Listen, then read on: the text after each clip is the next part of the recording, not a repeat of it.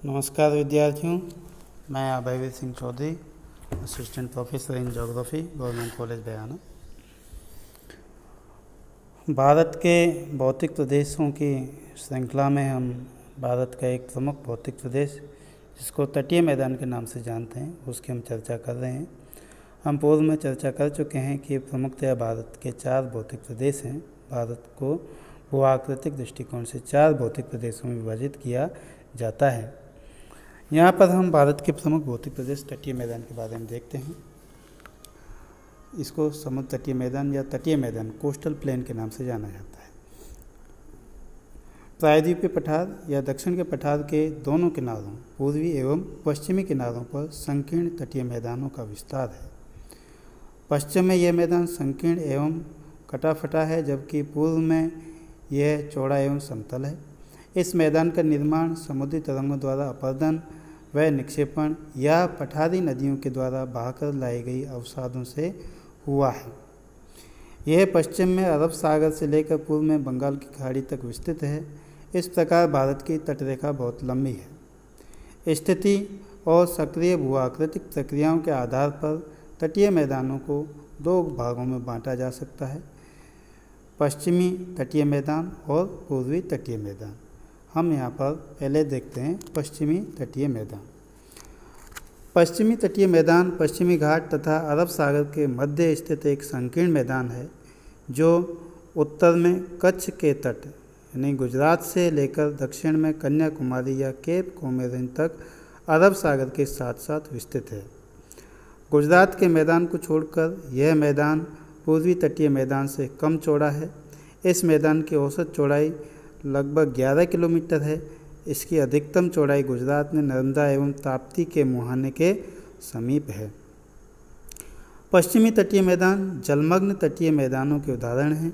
ऐसा विश्वास है कि पौराणिक शहर द्वारका किसी समय में पश्चिम तट के मुख्य भूमि पर स्थित था, जो पानी में डूबा हुआ है। जलमग्न होने के कारण पश्चिमी तटीय मैदान एक संकीर्ण पट्टी मात्र है और पत्तनों एवं बंदरगाहों के विकास के लिए प्राकृतिक परिस्थितियां प्रदान करता है। उत्तर से दक्षिण की ओर इसके जो स्थानीय नाम हैं वो इस प्रकार हैं। गुजरात में ये कच्छ और काठियावाड़ तट के नाम से जाना जाता है। महाराष्ट्र में ये कोंकण तट व गोवा तट तथा कर्नाटक में ये कन्नड़ मैदान व केरल में ये मलाबार तट के नाम से जाना जाता है। तो हम इसको देखते हैं। सबसे पहले गुजरात तट या गुजरात का मैदान। गुजरात के कच्छ के रण से काठियावाड़ तक ये विस्तृत है। कच्छ के रण का मैदान समुद्री निक्षेपों में उमंजन अफ्लेटमेंट से बना है। दूसरा है जो महाराष्ट्र का कोंकण तट है या गोवा तट है।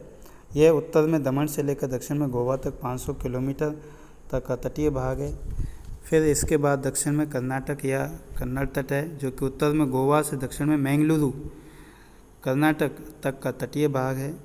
फिर जो बिल्कुल सुदूर दक्षिण में मालाबार तट है, जो कि उत्तर में मंगलुरु से दक्षिण में कन्याकुमारी तक के तटीय भाग का नाम है मालाबार तट।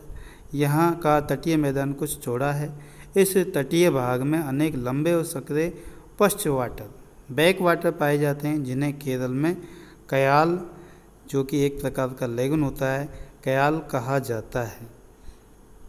कयाल बैक वाटर्स मालाबार तट की विशेष स्थलाकृति है, जिसे मछली पकड़ने और अंतरस्थलीय नौकायन के लिए प्रयोग में लाया जाता है, प्रयोग किया जाता है। पश्चिमी तटीय मैदान में बहने वाली अधिकतर नदियाँ पश्चिमी घाट पर्वत के पश्चिमी ढाल से निकलती हैं। ये नदियाँ छोटी और तीव्रगामी होती हैं, इसलिए इन नदियों के द्वारा मिट्टी का जमाव अधिक नहीं हो पाता है। इनमें से अधिकतर नदियाँ अपने मुहाने पर डेल्टा नेम बनाकर ज्वार नदमुख या एस्चुरी का निर्माण करती हैं। इसके दक्षिणी भाग में कई लेगुन पाए जाते हैं। इनमें से न्यू मंगलुरु और कोचीन के बंदरगाह ऐसे ही लेगुन में स्थित हैं। यहाँ पर कुछ अवशिष्ट मैदान का भी निर्माण हुआ है, जिनमें सौराष्ट्र और कच्छ का मैदान मुख्य है। यहाँ पर स्थित प्राकृतिक बंदरगाहों में कांडला, मझगांव, जवाहरलाल नेहरू या नावा शेवा, मुंबई, मर्मागांव, बेंगलुरु और कोचीन आदि शामिल हैं। पश्चिमी तटीय मैदान मध्य में संकीर्ण हैं, परंतु उत्तर और दक्षिण में ये चौड़े हो जाते हैं। तो ये पश्चिमी तटीय मैदान के बारे में हमने यहाँ विस्तृत चर्चा की है। अब समुद्र तटीय मैदान का जो पूर्वी भाग है, बंगाल की खाड़ी से सटा हुआ मैदान है, जिसको पूर्वी तटीय मैदान के नाम से जाना जाता है, इसके बारे में देखते हैं। पूर्वी तटीय मैदान बंगाल की खाड़ी के तट के साथ साथ ये उत्तर में गंगा नदी, पश्चिम बंगाल के मुहाने से लेकर दक्षिण में कन्याकुमारी अंतरिक्त तमिलनाडु तक विस्तृत चौड़ा और समतल मैदान है। इसके उत्तरी भाग को उत्तरी सरकार तट, जबकि दक्षिणी भाग को कोरोमंडल तट कहा जाता है। पश्चिमी तटीय मैदान की तुलना में पूर्वी तटीय मैदान अधिक चौड़ा है और उभरा हुआ है। इसकी चौड़ाई 160 से 350 किलोमीटर तक है। इस मैदान में पूर्व की ओर बहने वाली और बंगाल की खाड़ी में गिरने वाली नदियाँ लंबे चौड़े डेल्टा बनाती हैं। उभरा होने के कारण यहाँ पत्तन और पोताश्रय कम है। इस मैदान का निचला भाग डेल्टा है और ऊपरी भाग अधिकांशतः नदियों के निक्षेप से बना है। इसके निचले भाग में महानदी, गोदावरी, कृष्णा और कावेरी नदियों ने पठार से अवसाद लाकर निक्षेपित किया है।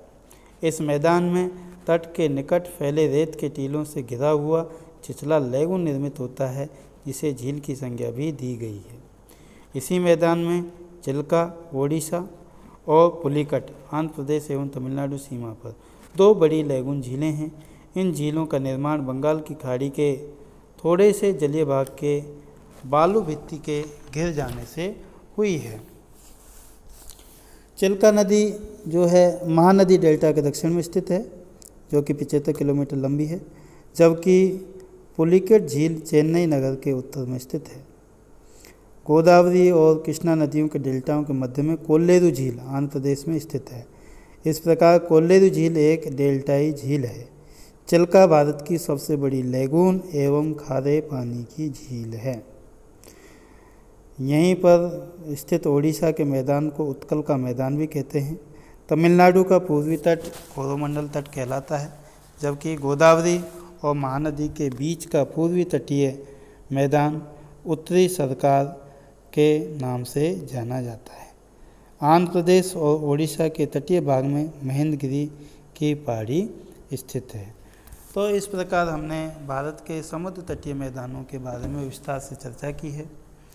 अरब सागर के सहारे स्थित जो समुद्र तटीय मैदान हैं वो पश्चिमी तटीय मैदान के नाम से जाने जाते हैं, जबकि बंगाल की खाड़ी के सहारे स्थित तटीय मैदान पूर्वी तटीय मैदान के नाम से जाने जाते हैं। धन्यवाद विद्यार्थियों।